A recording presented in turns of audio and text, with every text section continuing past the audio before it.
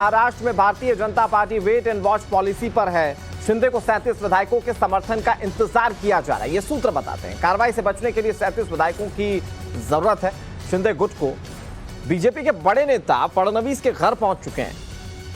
बड़ा अपडेट आपको दे रहे हैं। दरअसल वेट एंड वॉच की पॉलिसी है भारतीय जनता पार्टी की।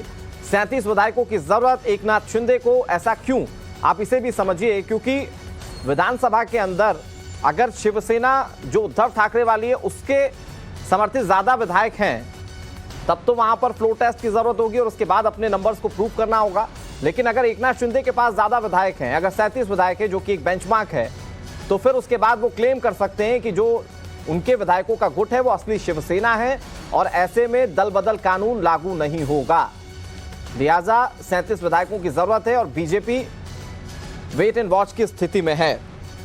अरुणिल हमारे सहयोगी इस खबर पर ज्यादा जानकारी के साथ जुड़ गए हैं। अरुणिल, तमाम सियासी उठापटक के बीच में अभी भारतीय जनता पार्टी जिस स्थिति में नजर आ रही है उसे वेट एंड वॉच की स्थिति कही जा सकती है। क्या एक्शन अभी और इसमें इस पूरे मामले में होता हुआ आप देख रहे हैं? ये वेट एंड वॉच की प्रक्रिया जो भारतीय जनता पार्टी अडॉप्ट कर रही है, इसका कारण ये है कि जो नितिन देशमुख जो कि एक शिवसेना के एमएलए वापस आए और जैसे उन्होंने बात की है, तो ये वेट एंड वॉच का गेम इसलिए प्ले किया जा रहा है कि और कोई एमएलए वैसे वापस अगर आना चाहते होंगे या फिर पलटी मारना चाहते होंगे मुख्यमंत्री उद्धव ठाकरे के साइड पे, तो इसलिए बढ़ सकती है। क्योंकि एक बार पहले भी देवेंद्र फडणवीस फंसे तभी अजित पवार का तो उन्होंने हाथ मिलाया था और 3 दिन में ही सरकार गिर गई थी। तो वैसा कुछ चांस अभी बीजेपी नहीं लेना चाहती। इसके लिए एक पूरी तरह से wait and watch game play किया जा रहा है। पूरी तरह से फुल प्रूफ प्लान बनाया जा रहा है। मीटिंग तो की जा रही है और जो एकनाथ शिंदे का जो प्लान है उसको अंजाम लेके जाने के साथ ही ये क्रिएट किया जाए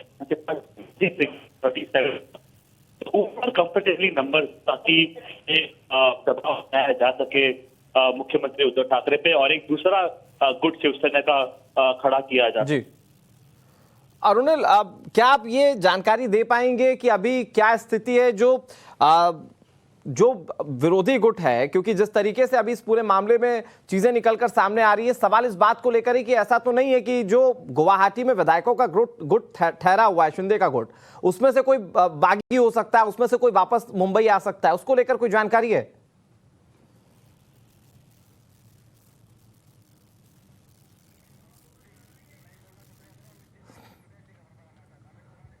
चलिए, अरुणिल तक हो सकता है आवाज ना पहुंच पा रही हो, लेकिन अमित का रुख करते हैं। अमित गुवाहाटी से हमारे साथ जुड़े हुए हैं, लगातार इस पूरे मामले पर नजर बनाए हुए हैं। अमित, क्या एस्टिमेट और किया जा सकता है? क्योंकि अभी तो शिवसेना ने अपने बाकी विधायकों के लिए एक चेतावनी जारी कर दी जिसमें वो कह रहे हैं कि आप शाम तक मीटिंग में नहीं आए तो आपको निष्कासित कर दिया जाएगा। कोई इंपैक्ट आप इसका देखते हैं?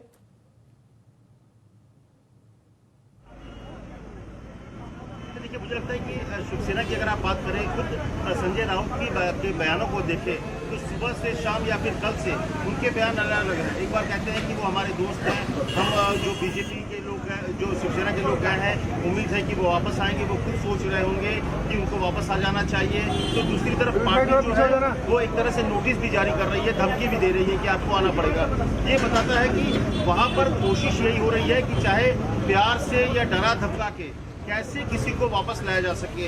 एक दो करके भी अगर कोई आ सकता है तो पार्टी में जो एक संकट है वो दूर हो जाएगा। क्योंकि जो 37 का आंकड़ा है जो अरुणिल कह रहे हैं, बीजेपी भी इंतजार कर रही है और मुझे लगता है कि एकनाथ शिंदे भी उसी का इंतजार कर रहे हैं। भले वो टाइम्स ऑफ नवभारत से एक्सक्लूसिव बातचीत में कहा हो कि 46 से ज्यादा विधायकों का समर्थन हासिल है, लेकिन जो मैजिक फिगर है 37 का, क्योंकि 37 ही वो नंबर है जो उन्हें बचा सकता है एंटी डिफेक्शन लॉ से। तो ऐसे में बीजेपी भी वेट कर रही है और मुझे लगता है कि शिवसेना के जो बाकी लोग हैं, एकनाथ शिंदे, वो भी वेट कर रहे हैं और बहुत ज्यादा फर्क नहीं पड़ेगा। क्योंकि यहाँ जो लोग हैं यहाँ से कोई वापस फिलहाल तो जाएगा नहीं।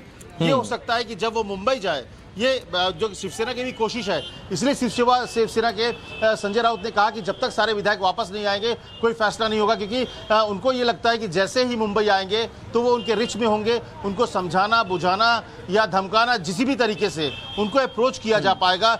फिलहाल वो अप्रोच से बाहर हैं। तो इसीलिए संजय राउत कह रहे हैं कि कुछ भी फैसला होगा तभी होगा कि जब वो यहाँ पर आए, और एक तरह से धमकी भी दी जा रही है कि आप आइए और रिक्वेस्ट भी किया जा रहा है कि आप अमित, इसे आखिरी कोशिश के तौर पर देखा जाए कि बातचीत, मान मनोबल, तमाम कोशिशें की जा चुकी हैं।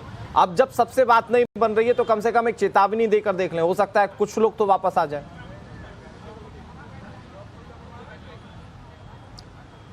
नहीं देखिए, मुझे लगता है कि ये चेतावनी और इससे आप अपनी लड़ाई जो है, जो बार बार कल भी कही गई थी, शक्ति प्रदर्शन क्या है? शक्ति प्रदर्शन यही है कि आपके साथ कितने विधायक खड़े हैं, और ये शाम को 5 बजे की बैठक में साफ हो जाएगा।